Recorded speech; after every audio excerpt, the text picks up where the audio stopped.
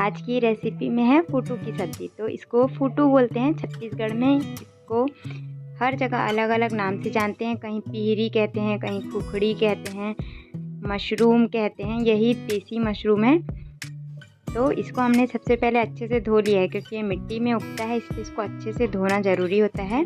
फिर उसके बाद जैसा वीडियो में दिखा रहा है बिल्कुल वैसे ही तोड़ना, क्योंकि इसमें अंदर में मिट्टी भी हो सकता है कभी कभी, क्योंकि अगर उसका आखिरी का हिस्सा टूट जाए तो उसमें मिट्टी भी घुस जाता है। और इसकी ये कली है, और जब ये खिल जाता है तब इसको नहीं खाया जाता, क्योंकि इसमें कीड़े लग जाते हैं। तो इसको जैसा वीडियो में दिखा रहा है वैसे ही पूरा तोड़ लें अच्छे से। धोने के बाद उसको पोंछ लें, पोंछने के बाद फिर तोड़ लें जैसा वीडियो में दिखा रहा है। उसके बाद हमने सबको तोड़ लिया। तोड़ने के बाद हम थोड़ा सा लहसुन कूट लेंगे, आप चाहे तो पीस भी सकते हैं। फिर थोड़ा सा अदरक, हरी मिर्ची थोड़ा कूट लेंगे। फिर इसके बाद एक प्याज है, एक प्याज बहुत होता है, लंबे लंबे आकार में कटा हुआ। कढ़ाई में थोड़ा सा तेल डालेंगे। उसके बाद हमने जो लहसुन, अदरक, मिर्च कूटा था उसे हम डालेंगे, थोड़ा सा उसे पकने देंगे। फिर प्याज डालेंगे। फिर इसे हम कुछ देर भूनेंगे।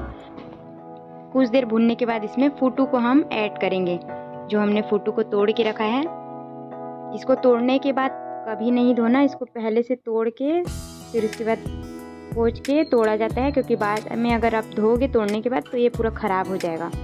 फिर उसके बाद उसे हम कुछ देर भूनने के लिए छोड़ देंगे। फिर उसमें हम धनिया पत्ती थोड़ा सा कूट के डालेंगे, आप ऐसे भी डाल सकते हैं। अब इसे हम थोड़ी देर भूनेंगे। इसे धीमी आंच में हमें भूनना है, चम्मच चलाते रहना है। अब हम इसमें टमाटर ऐड करेंगे, फिर इसमें नमक ऐड करेंगे स्वादानुसार, जीरा पाउडर, मिर्ची पाउडर, धनिया पाउडर, और इसके बाद काली मिर्च का पाउडर है ये, और हल्दी पाउडर, और थोड़ा सा गरम मसाला भी इसमें आप ऐड करें। गरम मसाला ना हो तो दालचीनी, लौंग, इलायची इतना भी ऐड करेंगे तो बहुत है, तो पीस कर। अब इसे हम कुछ देर और भूनेंगे। इसे हम अच्छे से भूनेंगे टमाटर के गलते तक। इसे अच्छे से भून कर अच्छे से पका कर खाना चाहिए। फिर इसके बाद हम इसमें पानी ऐड करेंगे। पानी ऐड करने से ये बहुत अच्छे से पक जाता है। अब हम इसे बहुत देर तक पकाएंगे। यदि आप राइस के साथ खाना चाहते हैं, चावल के साथ, तो इसमें रस रख सकते हैं, नहीं तो आप इसको पूरा सुखा भी सकते हैं, तो आपकी मर्ज़ी। फिर इसके बाद लास्ट में इसमें धनिया पत्ती ऐड करेंगे, और इसमें सबसे आखिरी में आप इसमें थोड़ा सा देसी घी ऐड करना, उसके बाद बहुत अच्छा स्वाद आता है। तो फूटू की सब्ज़ी बनके तैयार है।